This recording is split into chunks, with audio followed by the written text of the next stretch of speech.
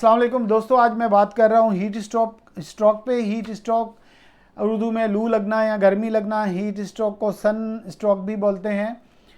इसका सिंपल सा आप ये समझ लें कि जिस्म का जो दर्जा हरारत होता है 37 सेंटीग्रेड होता है।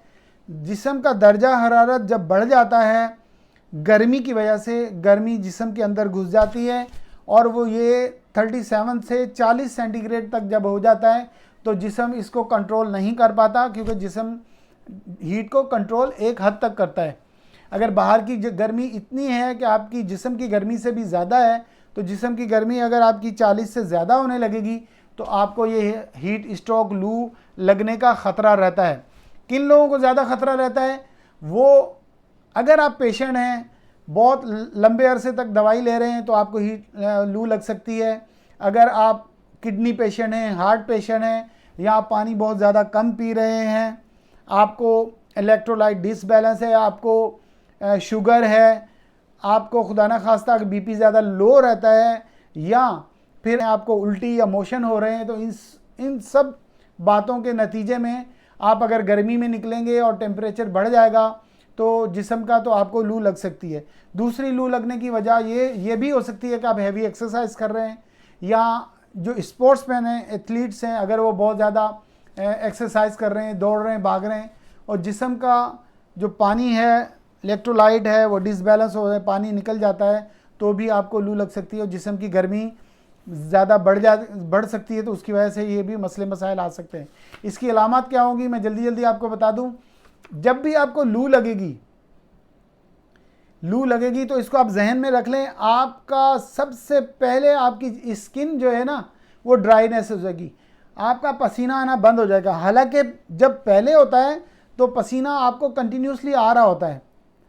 पसीना इसलिए आ रहा था कि जिस्म जो है ना, हमारी बॉडी जो है ना, वो कूलिंग का काम कर रही होती है। वो पसीना निकालती है, हवा लगती है, तो वो पसीना ठंडा होता है, जिस्म ठंडा होता है। लेकिन एक वक्त आता है जब 40 सेंटीग्रेड से अबाव चला जाता है टेम्परेचर बॉडी का, तो पसीना बंद हो जाता है, तो आपकी जिल्द बिल्कुल ड्राई हो जाएगी। आपको थ्रोम्बिंग पेन होगा, सर में बहुत ज़्यादा दर्द होगा, मतली होगी, आपको हो सकता है उल्टी भी हो जाए।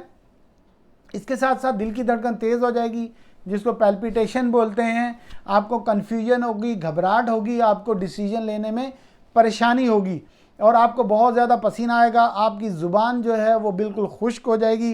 ये सब अलामत जब आपको हो रही हों, या किसी और आपके प्यारे के और हो, तो समझ लें कि हीट स्ट्रोक हो रहा है। तो करना क्या है, फ़ौरन आपने क्या करना है, उसको कूल प्लेस पे ले जाना है, ठंडी जगह पे ले जाना है। दरख्त है उसके नीचे ले जाएं, कोई शेड है उस जगह ले जाएं। आपको बिल्कुल साए में चला जाना है, ठंडी जगह चले जाना है, और आपको ऐसी जगह चले जाना है जहाँ धूप नहीं लग रही, तपिश नहीं है और ठंडी जगह है। उसके बाद क्या करना है आपको, अगर आप होश में हैं तो पानी पीना है, आपको ठंडा पानी सर पे डालना है और आपको लेट जाना है। और अगर खुदा ना करता किसी और को लगी है लू, उसके साथ यही करना है। और अगर वो बेहोश हो गया है, फेंट हो गया, जो लास्ट स्टेज है इसका वही है लू का, कि बंदा फेंट हो जाता है, और फेंट अगर ज़्यादा देर हुआ तो जानलेवा भी साबित हो सकता है। तो आपने उसको फ़ौरन लिटा देना है। अब करना क्या, लिटाने के फ़ौरन बाद आपने क्या काम करने हैं, आपने फटाफट क्या करना है, उसके जूते उतार देने हैं, मोज़े उतार देने हैं, उसकी टोपी उतार देनी है। अगर एक्स्ट्रा उसने बनियान के ऊपर कपड़े, शर्ट वगैरह पहनी हुई है, वो आपने उतार देनी है। मैक्सिमम कपड़े उतार देने हैं, ग्लव्स हैं वो उतार देने हैं। और उसने आपने पंखा, अगर अवेलेबल है पंखा ऊपर लगा दे, नहीं है तो हाथ से वगैरह लेके रजिस्टर कॉपी उसको हवा देनी है, और ठंडा पानी उसके सर पे डालना है। और पाँव, उसके सबसे पहला काम पाँव उसके ऊपर कर देने हैं। पाँव किसी को कहें भैया थोड़ा सा आपने गोद में लेके ऊपर करके पाँव रखें, और वो पाँव ऊपर कर देने। उसकी वजह यह है कि जब बेहोश बंदा होता है तो ऑक्सीजन दिमाग में कम हो रही होती है, बेहोश हो जाए तो आपने फुट रेस कर देने, पाँव ऊपर कर देने, ताकि उसका जो ऑक्सीजन है, ब्लड है, वो दिमाग की तरफ जाए, ऑक्सीजन मिले और वो जल्दी होश में आ जाएगा। उसके बाद आपने उसको ठंडा पानी पिलाना है, और कोशिश करना है कि ठंडा पानी उसके पूरे जिस्म पे डालना है।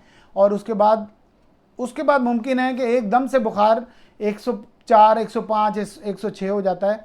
तो उसके लिए आपने क्या करना है, करीबी डॉक्टर से रब्ता करें, या ख़ुद भी उसको, अगर उसने कोई खाया पिया हुआ है तो 2 पैनाडोल एक्स्ट्रा दे दें, और अगर उसने कुछ खाया पिया नहीं है तो उसको जूस दे दें, और उसके बाद ठंडा जूस के बाद उसको बिस्किट वगैरह खिला के उसको 2 गोलियां खिलाएं, और उसके बाद फिर उसको आप घर रवाना करें। और अगर ज़्यादा तबीयत ख़राब हो रही है, लंबा बेहोशी लंबी जा रही है, तो फिर उसको आप एम्बुलेंस के कॉल करके उसको आप हॉस्पिटल शिफ्ट करें। याद रखें, अगर वो बेहतर हो गया है तो घर पे जाके क्या करना है, सबसे पहले घर पे जाएं, अच्छी तरह नहाएं, और नहाने के बाद फिर आप लेट जाएं और अपनी जो भी ट्रीटमेंट है वो डॉक्टर से कंसल्ट करके डॉक्टर से ट्रीटमेंट कराएं। अगर बुखार नहीं है तो आप पानी पिएं, एसी में बिठाएं उसको और पंखे वगैरह के नीचे, और 1-2 दिन उसको आराम कराएं। अगर मेरी इन बातों पे आप अमल करेंगे, पहली बात तो आपको हीट स्ट्रोक होगा नहीं। आप जब भी गर्मी में निकलें तो आप छतरी लेके घर से निकलें, और गर्मी में जाएं तो बॉटल लाजमी आपके पास होना चाहिए। ठंडा पानी ना हो तो सादा हो, लेकिन वो बार बार आप पीते रहें। पानी पीने की वजह से आपको हीट स्ट्रोक इतना होगा नहीं। तो उम्मीद है कि आपको मेरी बात समझ आ गई होगी। आपने पूरी वीडियो देखी, आपका बहुत शुक्रिया।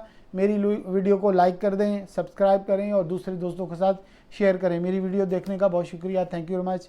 अल्लाह हाफिज़।